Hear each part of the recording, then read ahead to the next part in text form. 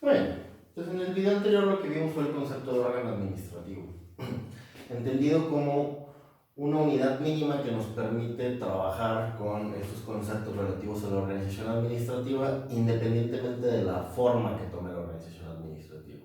Es decir, la administración pública puede funcionar a través de distintos tipos de organizaciones, principalmente centralizada y paraestatal, y dentro de esas distintas clasificaciones se presentan muchas y muy variadas figuras, como las empresas públicas, como los organismos descentralizados, desconcentrados, etc.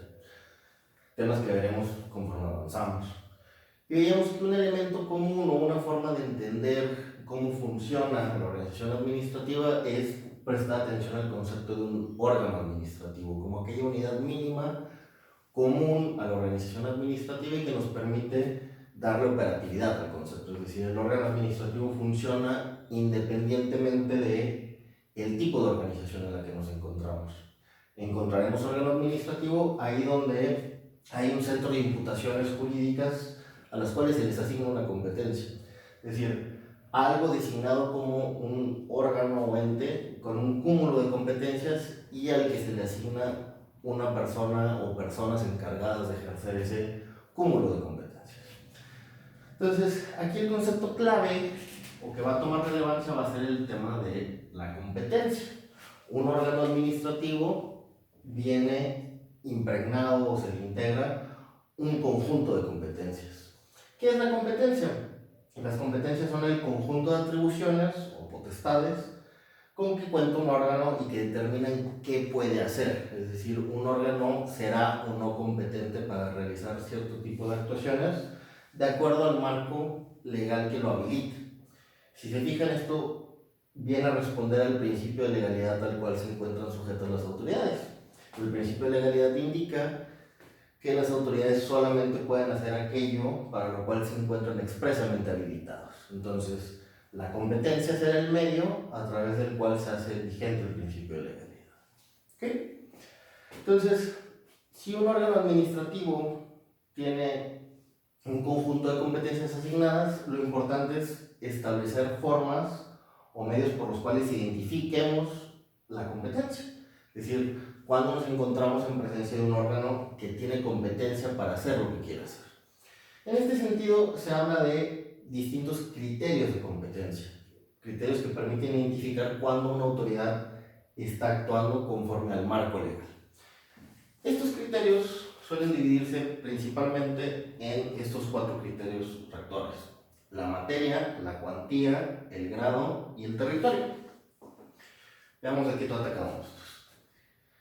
El de materia es un intento del legislador de asignar un conjunto de potestades que están relacionadas por una unión teórica o de actuación. Por ejemplo, habría materia civil, materia penal, materia administrativa de forma genérica. ¿Cómo funciona esto en la administración pública? Por ejemplo, las secretarías que tenemos tratan de aglutinar distintas materias. La Secretaría de Hacienda tiene todo lo relacionado a la hacienda pública. La Secretaría de Relaciones Exteriores tiene todo lo relativo a la materia de relaciones exteriores. Y así nos podemos seguir avanzando de acuerdo a distintos criterios de lo que sería una materia. No es un criterio exacto porque la verdad es que las autoridades pueden tener asignadas distintas competencias que a veces no tienen sentido dentro de este criterio, pero sirve para identificar cuando nos encontramos en principio frente a algo de la competencia de esta autoridad. Por ejemplo, sabríamos que el SAT tiene competencias en materia de impuestos. Una cosa que, por ejemplo, es un cambio muy drástico, veamos, en materia de propiedad industrial, la autoridad normalmente competente es el INPI, el Instituto Mexicano de Propiedad Industrial. En cambio, cuando hablamos de derechos de autor, hablamos que la autoridad competente es una que se llama el INDAUTOR, el Instituto Nacional de Derecho de Autor. Eso permitiría distinguir criterios por materia entre el INPI y el INDAUTOR. Sin embargo, cuando revisen las peculiaridades de la ley, hay ciertos casos en los cuales una cuestión que se considera materia de autor, como sería software, pertenece su protección o tutela al otro instituto, al INPI. Entonces es una materia regulada por completo en temas de derecho de autor, se encuentra dentro de la ley de derechos de autor, pero la competencia para seguir cuestiones de esa materia se le asigna al INPI. Entonces, pues es un criterio que sirve para identificar más o menos qué puede o no hacer una autoridad de acuerdo a esta agrupación, pero no necesariamente corresponde, depende de la decisión que tome el legislador. Un segundo criterio es la cuantía. La cuantía tiene que ver con montos económicos de lo que se encuentra a debate. Probablemente ya lo vieron en sus clases de derecho procesal. Si ustedes tienen un juicio de menos de 120,000 pesos, van con un juez que se llama juez menor. En cambio, si tienen un juicio que excede los 120 y tantos, 130,000 pesos, van con un juez de primera instancia. Entonces, lo que nos identifica es con quién vamos de acuerdo al monto disputado. ¿Cómo pasa acá en materia administrativa? Que no es un criterio común. ¿Pero qué hay? Por ejemplo, el SAT tiene una división de grandes contribuyentes. Si ustedes son un contribuyente que ingresa más de ciertos montos, no recuerdo cuál, pero es una cantidad gigantesca, ustedes reportan sus impuestos ante la Administración General de Grandes Contribuyentes. En cambio, si son una persona normal, pymes o cualquier tipo de empresa, normalmente reportan ante las administraciones locales de recaudación, el SAT, San Pedro, Monterrey, Guadalupe. Entonces vean cómo de acuerdo a los montos te pueden mandar con una u otra autoridad. Ese sería un criterio de cuantía. El criterio de grado tiene que ver con cuántas autoridades han intervenido previamente en la cuestión. Hay autoridades que solo pueden intervenir en un caso una vez que ya se pronunció una primera autoridad. Entonces, esta segunda autoridad que solo puede intervenir cuando ya intervino la primera es una autoridad de segundo grado o una autoridad de tercer grado. Los grados serían el número de concatenaciones previas de intervenciones de autoridad que deben de existir para llegar a este punto. Entonces, normalmente, cuando tú tienes una determinación de un secretario, por ejemplo, un secretario de Desarrollo Urbano Municipal, puedes acudir ante el superior jerárquico, que sería el presidente municipal, en algunos casos es el ayuntamiento, a controvertir la decisión de el de abajo. Esa decisión sería una decisión de segundo grado o tercer grado, insisto, dependiendo de cuántas autoridades previamente hayan tenido que participar de esto. Por lo general va a ser autoridad competente para su asunto, una de primer grado, cuando no hayan tenido un dictado previo de acto. En cambio, si ya tienen una resolución emitida por una autoridad, probablemente quien tenga que conocer del asunto será una autoridad en segundo grado. ¿Okay? Y queda un último criterio, que es el criterio del territorio. Las autoridades también tienen asignado un apartado geográfico en el cual pueden actuar. Y esto nuevamente varía y son decisiones de tipo político. Pero, por ejemplo, las autoridades municipales única y exclusivamente pueden actuar dentro de su municipio. Por eso, si ustedes se encuentran entre el límite de San Pedro y Monterrey, cometen una infracción en Monterrey y los ve una autoridad del municipio de San Pedro, esta autoridad no podría aplicarles una sanción porque se encuentran dentro del territorio de otra autoridad. ¿Okay? Esto también se da mucho en el tema del SAT o Hacienda, porque había las administraciones locales, se encuentran ubicadas para zonas geográficas, y normalmente se sigue un criterio de asignación por territorio. La recaudación local de Monterrey tenía competencia para el territorio de Monterrey, la de San Pedro para San Pedro, etc. Pero inclusive hoy por hoy el SAT ha eliminado ese criterio y dice que todas las autoridades del SAT tienen competencia en todo el territorio de la República. Y eso finalmente es una competencia por territorio, que está diciendo que esta autoridad que está ubicada en Nuevo León puede actuar dentro de todo el territorio. Ese sería el criterio. Bueno, entonces, cuando nosotros nos enfrentamos a un caso de derecho administrativo o tenemos un trámite de derecho administrativo, lo primero que deberíamos hacer es encontrar cuál va a ser el órgano administrativo que tiene competencia para lo que nos importa en nuestro caso. Esa determinación del órgano administrativo competente va a ser un conjunto de criterios de competencia, que tenga competencia por materia, cuantía, grado, territorio. Ok. ¿Qué pasa con las excepciones a estos criterios. Es decir, si bien esta es la regla general de la competencia, hay casos en los cuales estos criterios se desplazan porque se presentan elementos ajenos a la situación.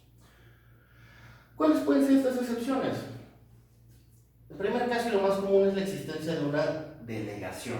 Una delegación de tipo competencial es cuando alguien, un sujeto, un órgano con una competencia asignada, toma su competencia y la delega a otro órgano para que sea este el que la ejercite. Entonces, si se fijan en principio, sería el órgano 1 el que tendrá competencia por materia, cuantía, grado y territorio, pero normalmente las normas permiten que se delegue esa competencia a un segundo órgano. La regla para esta delegación es que sea una competencia propia, que la facultad que se va a delegar no sea una facultad indelegable. La ley tendría que decidir cuándo una facultad es indelegable. Y la tercera es que se publique esa delegación como medio de hacer reconocer a las personas que está siendo delegada, es decir, debería encontrarse en el diario oficial o en el periódico oficial del Estado. Esta es la figura más común de excepción a la competencia. Es muy común encontrarnos delegaciones de tipo administrativo, delegaciones de competencia. Existen otros dos criterios que son muy comunes, que es la sustitución y la suplencia. La sustitución estrictamente no implica un cambio de la competencia, pero hemos dicho que el órgano administrativo es un conjunto de competencias asignadas a un ente, y ese ente requiere de sujetos que ejerzan esa competencia, es decir, alguien que tome el puesto del órgano administrativo regulado. Entonces, bueno, y esto puede ser plural, lo hemos comentado por ahí, pues podría ser un órgano colegiado. Bueno, ¿qué pasa cuando el director A fallece o tiene que tomarse unas vacaciones o renuncia? El de vacaciones, olvídenlo. Renuncia o se muere. Y entonces hay que nombrar un nuevo director A. Esta es la figura de la sustitución. Se cambia la persona que está en el cargo del director A por una nueva persona. Si se fijan, no hubo un cambio de los criterios de competencia. Lo que hubo fue una sustitución de las personas encargadas de ese órgano. ¿Okay? Siguiente muy común, la suplencia. Las leyes aceptan, y la teoría acepta, que no siempre los sujetos titulares de los órganos se van a encontrar disponibles para ejercer las competencias. Porque puede ser que tenga vacaciones, puede ser que esté enfermo, que tenga una licencia de maternidad. Hay muchas razones por las cuales el titular de un órgano podría no encontrarse. Y como no se puede parar la administración pública, lo que tenemos es un criterio de quién entra en su lugar a suplir. Ese sería el criterio de suplencia. La suplencia normalmente se asigna a las personas que se encuentran jerárquicamente abajo de este órgano, pero también se puede asignar hacia arriba.